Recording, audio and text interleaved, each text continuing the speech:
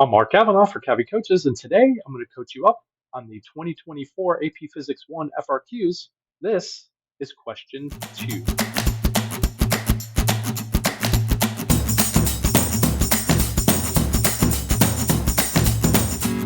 this video, we're going to talk about the AP Physics 1 exam, the 2024 FRQs. This is question 2. This is the experimental design question for this year. So we have this setup that's given to us. We have a spring that is hanging from a stand. We've got these cylinders that we don't know the masses, and we're asked to design a experiment in order to find the value of the spring constant.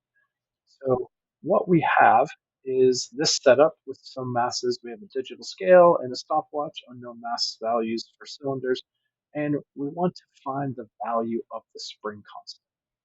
Now, this lab would be very simple if we had a meter stick. We could hang masses, figure out how much the spring stretched, and we could use Hooke's law, F equals kx, graph F versus x, and then we would find the spring constant. Unfortunately, we don't have a meter stick, we have a stopwatch. That means what we're going to have to do is we're going to have to use oscillations. We're going to have to use this as a spring oscillator in order to determine the spring constant. So what we have are these cylinders of unknown masses, a digital scale, and a stopwatch. So we have to devise a plan in order to find the value of the spring constant. So what we know is if we find the period of the oscillation using the stopwatch, and if we use the digital scale to find the masses, we'd have period and mass. And looking at our formula sheet, we have an equation for period of a spring oscillator, and it has mass and spring constant are only unknown values on the other side, but we have one of those values and we have the period. So we could find the value of the spring constant. So what the measured quantities that we're going to have, we're going to use the stopwatch. We're going to measure the period of oscillation. And the symbol for period on our formula sheet is capital T. So we're going to use capital T as the symbol.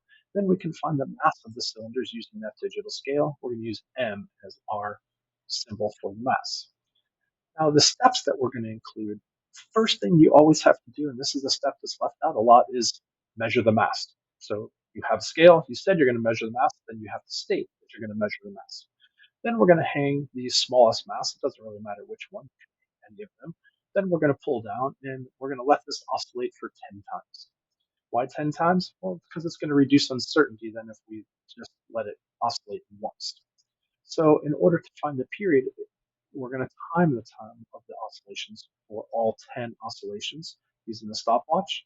And then we're going to divide the time by 10 to find the period. So if we know the time for 10 oscillations, then we know the time for one by dividing the time for 10 divided by 10 to find the period. Now we also want to reduce uncertainty by repeating those same steps for the same mass multiple times. And it doesn't matter how many times. I picked an arbitrary 10 times, but you could have said 3 or 100. Then we're going to do steps 1 through 6, and we're going to change the mass of the cylinder to a different mass. We could go biggest to smallest, or we could go random order. It doesn't really matter. Now, the important thing in an experimental design procedure is that you measure all quantities that you said you were going to measure in your table, which we're going to measure the mass. Then you state what you're going to use to measure it. So we're going to measure using the digital scale. Then we're also going to time the number of oscillations with the stopwatch. So make sure you state those. Then you need to reduce uncertainty by stating that we're going to find the time for the same mass multiple times and then changing that mass to various masses. You also want to have a plausible procedure, so you don't want to do something crazy that wouldn't make any sense that couldn't be done in a regular physics classroom. So pulling down on it, letting it oscillate is a procedure that can be done. So here's our procedure for our experimental design question. Then part B1 asks us to figure out what we're going to graph to produce a linear graph. So this is key, a linear graph whose slope can be used to determine the spring constant. So we're going to start with that period equation of a spring, the period of an oscillator, period equals 2 pi squared of m over k. And the best way to figure out what we're going to graph is let's just go ahead and solve this equation for k. So we're going to rearrange this equation and we're going to solve this equation for k. And you might be asking why? Well, because if we solve this for k, we get this equation 4 pi squared m divided by t squared. Well, now it tells us what we're going to graph and how we're going to graph it. So that means what we need to graph is m and t squared on vertical or horizontal. So some version of m or some version of t squared. So t squared could be on the vertical, could be on the horizontal, m could be on the vertical, horizontal. It doesn't really matter. That would get you full credit. Now, what I'm going to choose to graph so that it makes my answer easier for the next part is I'm going to graph exactly what I see here, 4 pi squared m on the vertical and t squared on the horizontal. Why do I do that? Because in this case, I can graph 4 pi squared m t squared, and I know that when I graph that, my slope is going to be the spring constant. Now, again, you can graph t squared and m. You can graph m t squared. You could actually graph square root of m and t, or you could graph t and square root of m, or some combination of using the 4 pi squared or 2 pi in order to find it. As long as your graph would produce a straight line graph, any of those would be acceptable. So any version of m and t squared combined, or any version of square root of m and t combined would give you that point for the plotting. Now, how you determine the spring constant from what you plotted is the important part, because the next part asks us to briefly describe how the slope of the graph would be analyzed to determine the spring constant K. Well, in the way that I graphed it, the slope is the spring constant, so therefore all I'd have to do is find the slope, and the slope would be the value of the spring constant. Now, if you didn't graph 4 pi squared m in t squared, and you just graphed m in t squared, that would be fine. You just have to recognize that your slope value is going to be k divided by 4 pi squared. So then you'd state something along the lines of set the slope value equal to k divided by 4 pi squared, multiply your slope by 4 pi squared, and that's going to give you the spring constant.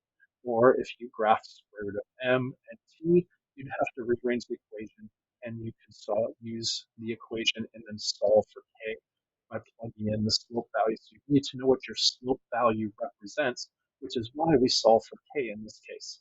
So if you graph period squared on the vertical and m on the horizontal, that means your slope would be the inverse of the spring constant. So 4 pi squared divided by k.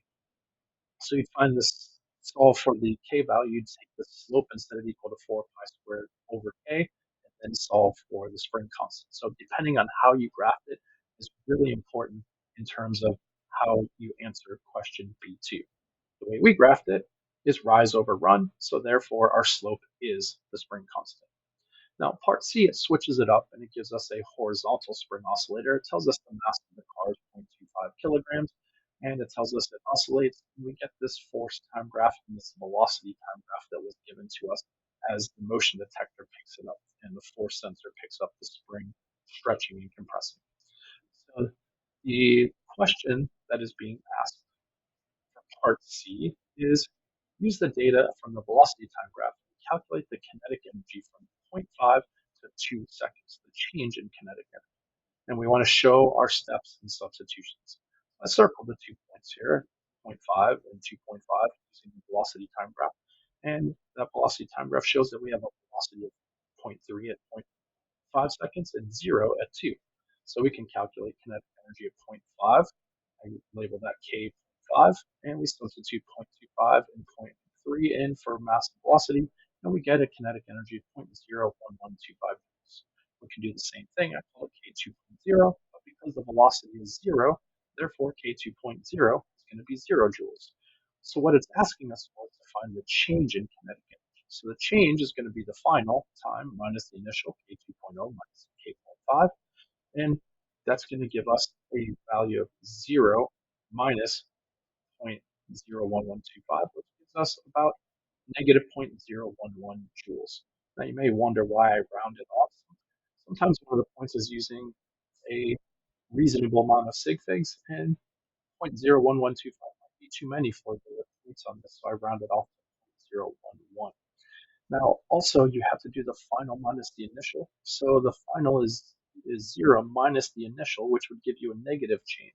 So the negative change, they might give you a point for a positive value, but I'm fairly certain they were looking for a negative value. So the correct answer with units is a lot of times a point, and that negative sign might also be a point in this case as well. So part C2, it says using the force time graph, you can only use the force time graph. You can't use the velocity time graph. So we're looking at the change in momentum from zero point 0.5 to 2.5. And we want to explain how we arrived at our estimation. Well, we're going to start with an explanation. Because the area underneath a force time graph is the impulse or the change in momentum. And even though we've got this curve and we can't find it, it tells us to estimate it. So we can estimate it by looking at the area on the negative side, which is the area of this portion of the graph. And then we can also look at the area above. We can see that those areas are exactly the same. So comparing the area below and above the time axis, the areas are equal. And when the force is negative, so is the change in momentum, and vice versa when the force is positive. So we have a negative change in momentum equal to a positive change in momentum. So when the negative change and the positive change are the same, that means there's not going to be a change in momentum. So the momentum at zero point 0.5 is equal to the momentum at 2.5. So there is no change in momentum from zero point 0.5 to 2.5 seconds. Looking at those times specifically, obviously the momentum changes over that course because the speed changes, but just looking at those 2 points, there's no change. So part C2 says, does the data from velocity time graph confirm your estimation in part C2? Well, we look at the velocity at zero point 0.5 and 2.5. Both the velocities are 0.3. So the velocity is the same at 2.5 and 0.5. Therefore, the momentums are going to be the same. So therefore, the change in momentum would be 0 from zero point 0.5 seconds to 2.5 seconds. So yes, in fact, the data on the velocity time graph does confirm the change in momentum is 0 from zero point 0.5 seconds to 2.5 seconds because the velocities are the same. So this is FRQ2 on the 2024 AP Physics 1 exam. I hope this was helpful, and I hope you have a great day and an even better tomorrow. If you found this video helpful, click the like button down below and subscribe to my channel, Happy Coaches, and follow me on Instagram and Twitter at Happy Coaches.